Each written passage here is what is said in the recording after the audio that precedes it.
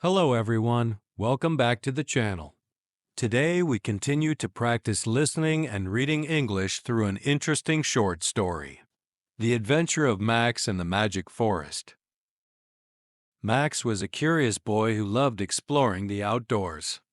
Every weekend, he would go on little adventures near his home, climbing trees, skipping rocks on the river, and collecting leaves.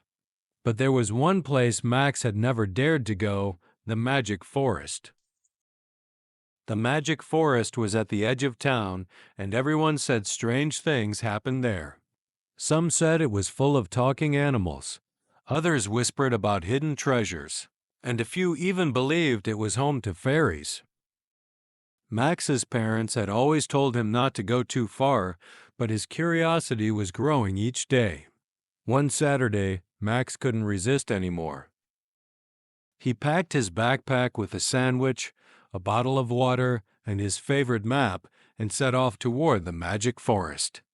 As he reached the edge, he stopped and took a deep breath. "This is it," he whispered to himself and stepped inside. The moment Max entered, he noticed something different. The air smelled sweeter, like flowers and fresh rain, and the trees seemed taller and greener than any he had seen before. The sunlight sparkled through the leaves, making everything glow with a soft, golden light. As Max walked deeper into the forest, he heard a rustling sound nearby. Startled, he turned around and saw a little squirrel with bright green fur staring at him. Max had never seen a green squirrel before. "Hello," the squirrel said, to Max's amazement. Max blinked. You can talk?" "Of course, I can talk," the squirrel replied, as if it were the most normal thing in the world. "What are you doing in the Magic Forest, young boy?" "I'm exploring," Max said, still surprised. "I've heard stories about this place, but I didn't know it was really magic." "Well, it is," said the squirrel proudly. "I'm Nutty, by the way. I know every corner of this forest. If you want, I can guide you." Max thought it would be fun to have a guide, especially one that could talk. "Okay, Nutty, show me the magic of this forest." They walked together, Nutty hopping from tree to tree while Max followed below. Along the way, Nutty told Max about the forest's wonders. They passed by a sparkling river that sang a gentle melody as it flowed, and fields of flowers that changed color when the wind blew. Max was fascinated by everything. After walking for a while, they came to a clearing where an ancient tree stood. Its bark was silver, and its branches stretched wide, full of glowing fruits in all colors of the rainbow. "This is the heart tree," Nutty said in a hushed voice. "It's the most magical tree in the whole forest. Legend says that if you eat one of its fruits, it will grant you a wish." Max's eyes grew wide. "A wish? Really?" Nutty nodded. "But be careful. The wish must be something true to your heart. The tree knows if your wish is selfish or unkind."